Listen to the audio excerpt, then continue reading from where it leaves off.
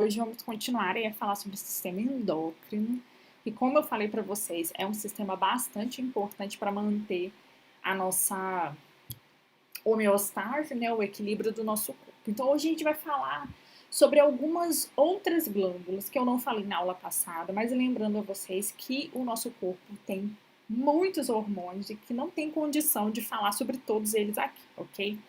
Bom, a gente vai falar hoje um pouquinho sobre a paratireoide, a gente vai falar agora sobre a paratireoide. A gente falou semana passada sobre a tireoide, lembra?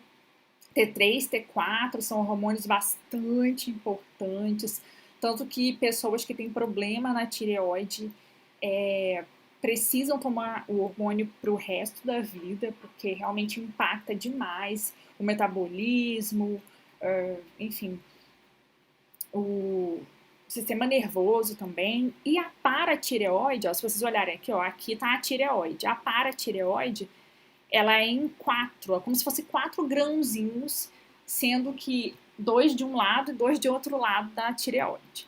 Bom, a paratireoide produz um hormônio que a gente chama de paratormônio, tá? Que é um hormônio que a sigla dele é PTH.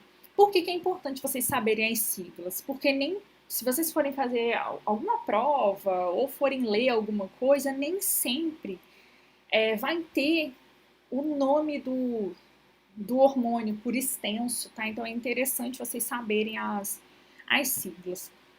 Então, o paratormônio ele está muito ligado com o equilíbrio de cálcio dentro do nosso corpo, tá? O equilíbrio de cálcio nos vasos sanguíneos, na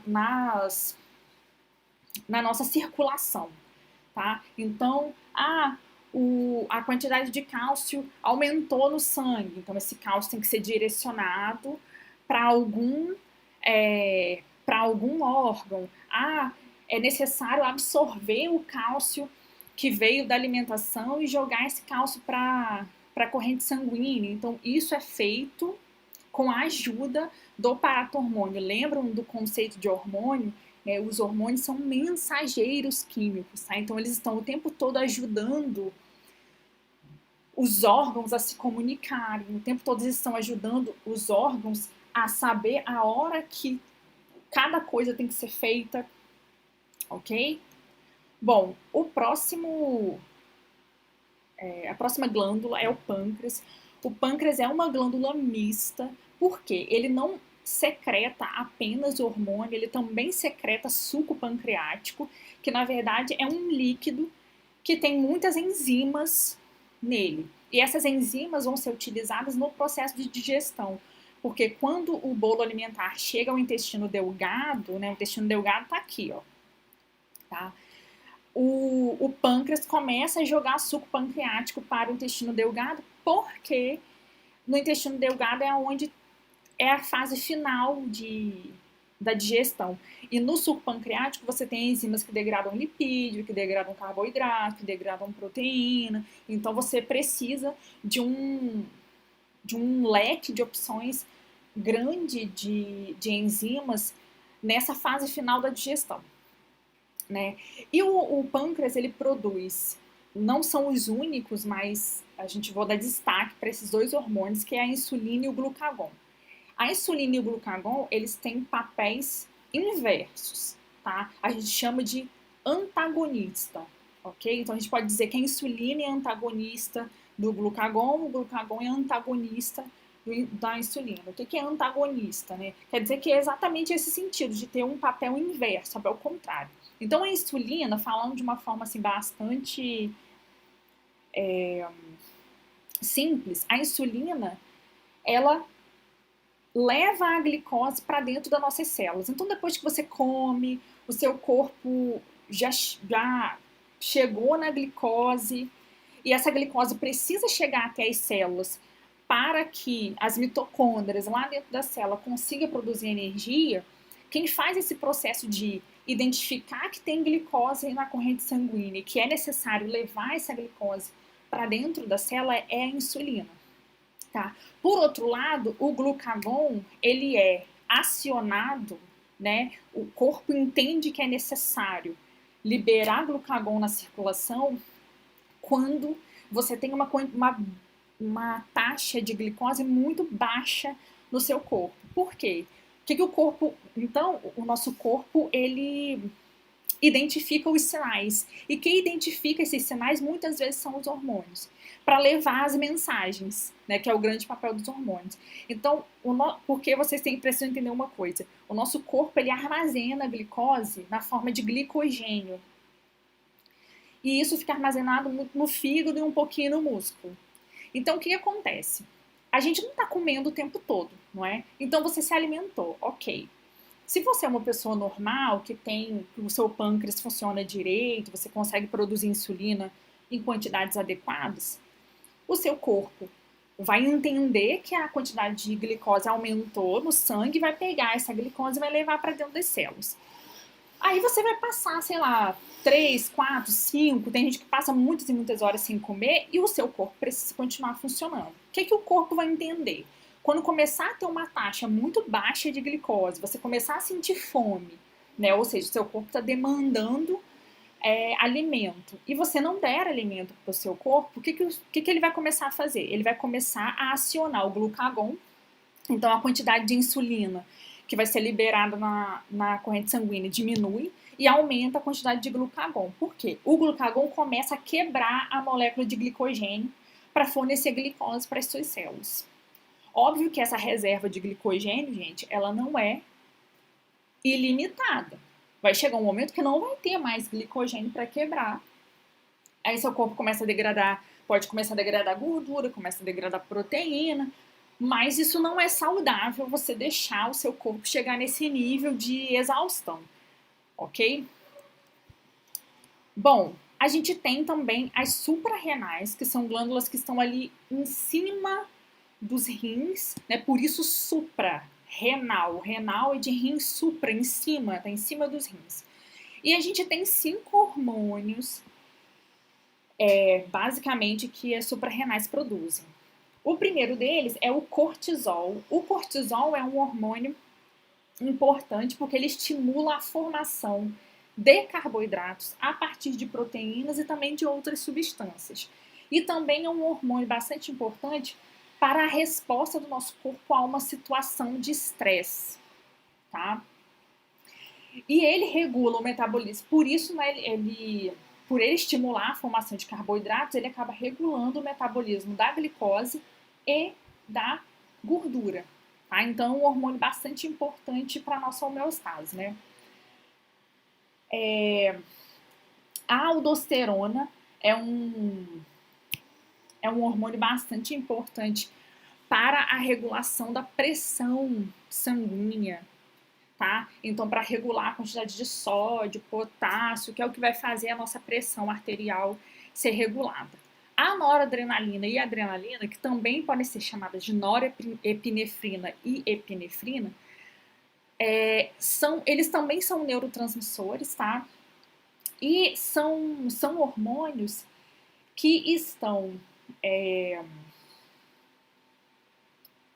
associados também, de uma certa forma, com a resposta ao estresse, né?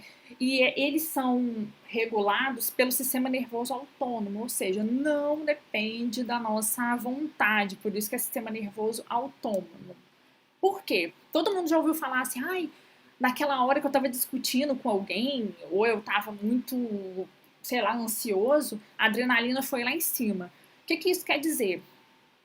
Você estava numa situação de medo ou numa situação de muito nervosismo ou de muita ansiedade e o seu corpo começa a aumentar a frequência cardíaca, você fica mais ofegante, você começa a sentir um frio na barriga, ou você começa a ter vontade de ir ao banheiro, dar dor de barriga. Por quê? Porque isso tudo é a adrenalina e a noradrenalina sendo liberada na sua corrente sanguínea, né, como uma resposta a essa situação que mexeu com o equilíbrio do seu corpo, tá? Bom, esses hormônios aqui, que a gente chama de andrógenos, são os hormônios sexuais. As suprarrenais, elas não produzem uma grande quantidade, assim, de hormônios sexuais, não, tá?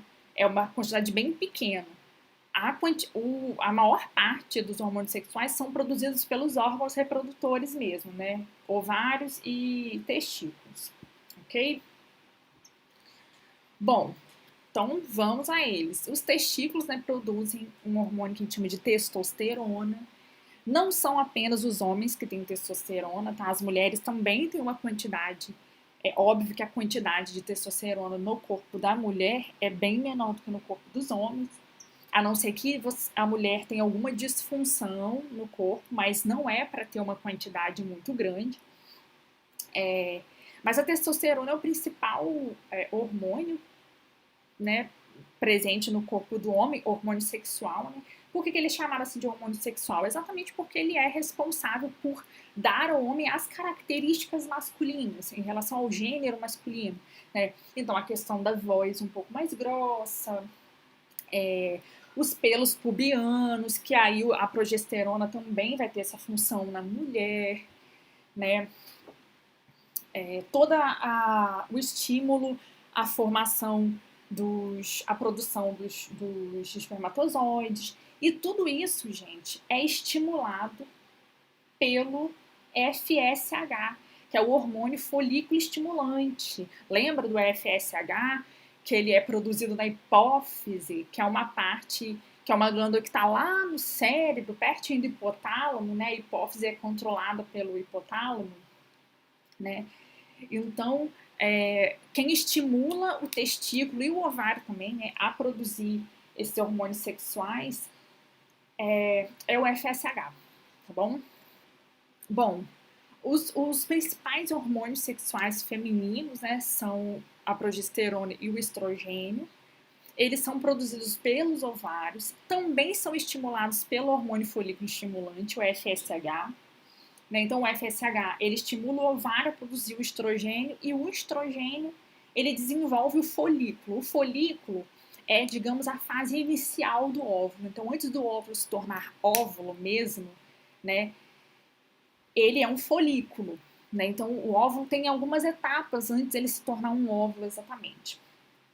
E aí, o LH, que é o hormônio luteinizante, que também é produzido pela hipófise, ele estimula também a produção de estrogênio pelo ovário, que vai estimular a ovulação, né, que acontece uma vez por mês nas mulheres em idade fértil. Obviamente que quando a mulher entra na menopausa, ela não vai ter mais ovulação, né? Diferente dos homens que têm uma produção de espermatozoide durante toda a vida, tá? Óbvio que a qualidade desse espermatozoide vai mudando ao longo da vida, obviamente, mas não é como acontece com as mulheres, que chega um momento da vida que acaba a produção de óvulo e obviamente isso é influenciado também pela questão hormonal, por isso que tem toda a questão da menopausa, as mudanças que acontecem no corpo da mulher, porque uma diminuição na quantidade de hormônios não influencia apenas a ovulação, a menstruação, influencia outras coisas também, tá? Bom, o hormônio luteinizante, ele também vai estimular o ovário a produzir progesterona, e a progesterona é um hormônio bastante importante para regular o ciclo menstrual e para preparar o útero para uma possível gravidez. Tá? Ou seja, uma mulher que esteja grávida vai ter uma quantidade alta de progesterona, obviamente. Tá? E esse balanço de hormônios no nosso corpo, né, no corpo feminino, é o que vai dando essas alterações, muitas vezes de humor, né? E alterações corporais mesmo, durante o ciclo menstrual, ok? Bom, vou voltar a falar um pouquinho sobre a hipófise, só para relembrar vocês. A hipófise é uma partezinha, uma glândula pequenininha que está aqui perto do hipotálamo, no cérebro, e ela produz basicamente esses 6 hormônios. A hipófise é regulada pelo hipotálamo, a ocitocina e a vasopressina, que é o hormônio antidiurético, né, o ADH, são produzidos pelo hipotálamo, mas são liberados pela hipófise. E esses hormônios aqui são produzidos apenas pela hipófise e também liberados por ela. Então a gente tem a prolactina, que tem relação com a questão do leite materno, o hormônio do crescimento, e como o próprio nome diz, está relacionado ao crescimento, ao desenvolvimento do ser humano. O TSH, que é o hormônio tireoide estimulante, então é o hormônio que vai estimular a tireoide a produzir T3 e T4. O FSH, que é o hormônio folículo estimulante, que vai estimular ali, como a gente acabou de falar, ovários e testículos a produzir os hormônios sexuais. LH, que é o hormônio luteinizante, que vai ter muita influência no ciclo menstrual, vai ter muita influência no preparo do corpo da mulher para uma possível gravidez, né? E o ACTH, que é o hormônio adrenocorticotrófico, que é um hormônio que estimula as glândulas adrenais, que também são chamadas de suprarrenais, a produzir cortisol e hormônios que sejam da mesma classe do cortisol. Então, para vocês verem como que uma coisa influencia a outra, né, gente? Então, se você tem um problema, uma pessoa com um problema na hipófise, por exemplo, se ela tiver um tumor na hipófise ou tiver um mau funcionamento da hipófise causado por alguma outra causa, olha como que muita coisa vai ser influenciada. Vai influenciar a produção de hormônios, consequentemente vai influenciar o funcionamento de órgãos. Então vira uma bola de neve quase, ok? Bom, como a gente sempre faz, vocês vão acessar esse arquivo aqui, onde vocês vão clicar, vai abrir para vocês o formulário, vocês vão responder, vão clicar em enviar, a resposta vai chegar para mim. Anotem as coisas durante o vídeo, anotem as respostas de vocês, para vocês poderem depois conferir o gabarito, tá bom? Um beijo, até o próximo vídeo.